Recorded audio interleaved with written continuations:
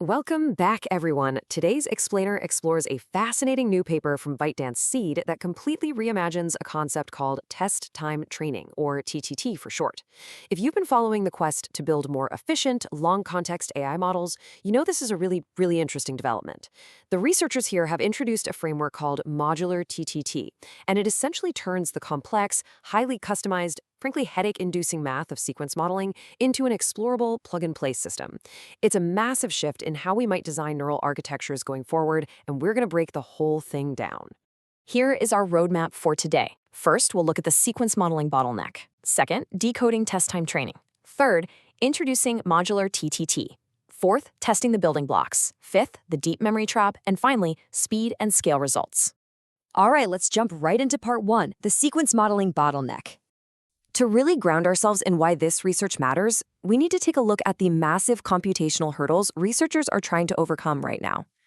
Now, traditional transformers are absolutely incredible, we all know that, but they struggle with quadratic costs. Basically, the longer the text or the sequence, the more exponentially expensive it gets to compute attention. It's like a rapidly compounding tax on your memory. On the other end of the spectrum, you have recurrent neural networks, or RNNs, and state space models, or SSMs. These are way more efficient because they compress history into fixed-sized hidden states, or they use structured transitions. But here's the problem. That fixed state acts as a hard ceiling for truly complex reasoning. It's like trying to remember an entire encyclopedia but only being allowed to use one sticky note. So you're either paying a massive computational tax with transformers, or you're hitting a strict memory ceiling with RNNs. That brings us to part two. Decoding test time training. So, to fix this dilemma, we have this relatively new paradigm that completely flips the script on how models handle context. Let's make sure we have these definitions crystal clear. Test time training, or TTT, casts sequence modeling as an online learning process. Instead of a static cache of previous tokens, imagine the model maintains a tiny, active internal neural network. The parameters of this internal network are called fast weights. As the model processes a sequence, it actively trains these fast weights on the fly using an internal learning rule. Essentially, the model is literally learning while it's reading your prompt. But here's the catch, and it's a big one. While TTT is incredibly promising for solving our sequence modeling problems, it has a major flaw right now. It is an absolute nightmare to engineer. Existing TTT architectures are rigidly hard-coded. If a researcher wants to change just one tiny aspect, say swapping out the loss function or tweaking the normalization, they can't just change a line of code. They have to manually hand-derive complex, global math equations for the entire system all over again. It makes systematic testing and innovation painfully slow. Which leads us to our solution in part three, introducing modular TTT. The silver bullet proposed by the ByteDance researchers is this highly composable framework. Modular TT treats the inner learner as a directed acyclic graph, or a DAG. I want you to think of this like a literal circuit board where different learner structures, whether that's a linear layer, an MLP, or a GLU, are constructed just by snapping components together like Lego bricks. By breaking the whole architecture down into modular nodes, meaning the fast weight network, the loss function, the learning rate, and the weight decay are all just independent settings, researchers no longer have to derive those massive global math equations for every new variant. The framework automatically wires them together for you. It takes TT from being this custom coding chore and turns it into a highly explorable space. Let's dive deep into the architectural heart of modular TTT. It relies on a one-chunk, three-passes processing flow. If you look at the diagram, notice how the input chunk is first projected into key, value, and query representations. The framework then processes this through three distinct phases across the graph memory. First, you have the train view forward pass flowing downward, which produces a prediction so it can calculate the loss. Then it uses automatic differentiation to push gradients back up the graph in a train view backward pass, and that calculates the local parameter updates for the fast weights. Finally, the query view forward pass reads out the actual final output using those newly updated weights. Now, rather than getting bogged down in the dense calculus of it all, let's summarize the actual action happening here. It is essentially a three-step dance. Step one, the model looks at the training view and makes a guess. It's essentially taking notes. Step two, it compares its guess to the target, calculates the error, and passes that error backward to correct its own fast weights. Step three, armed with these newly updated, smarter fast weights, it processes the actual query view to give you the final output. The beauty here is that local, node-level rules entirely replace the need for complex, manually derived global rules. Okay, part four, testing the building blocks. With our modular toolbox now wide open, let's look at how the researchers systematically stress-tested these individual components through a series of ablations. First up is the loss function. The researchers found a massive performance split here.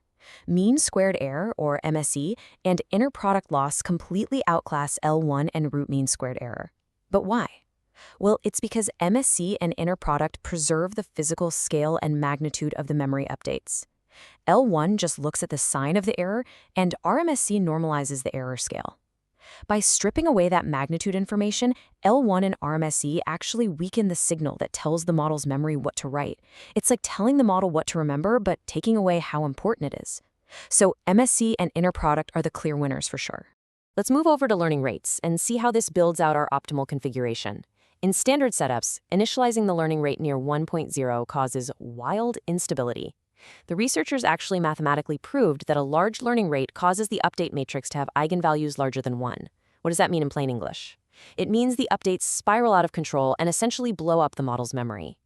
By initiating a small LR of 10 to the negative third power, the model maintains a perfectly stable update spectrum, leading to significantly lower final validation loss.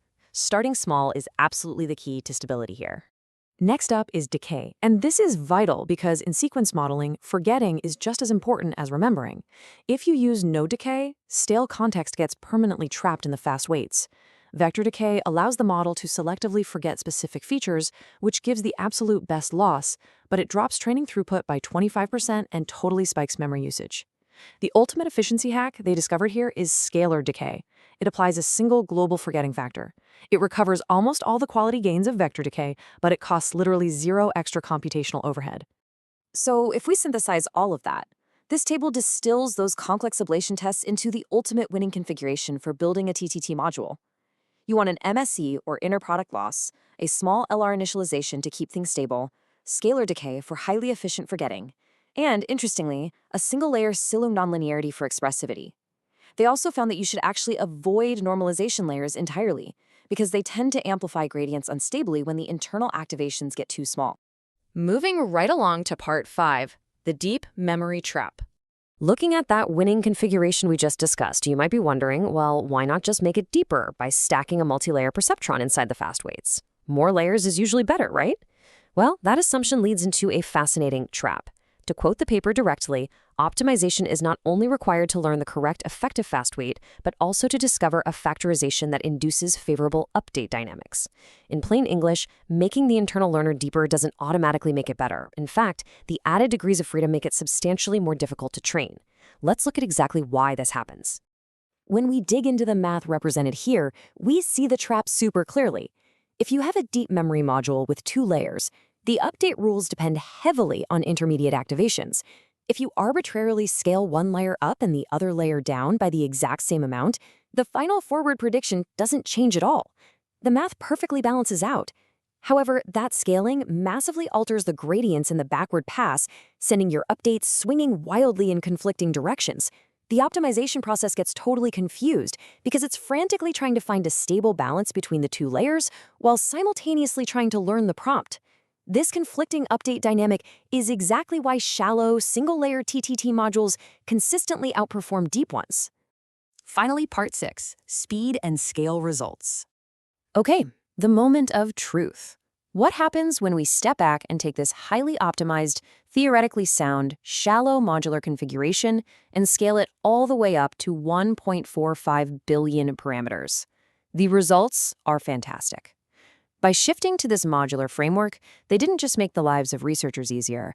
Their custom analytic operators resulted in a massive 3.3 times throughput speedup compared to the official standard implementations of TTT.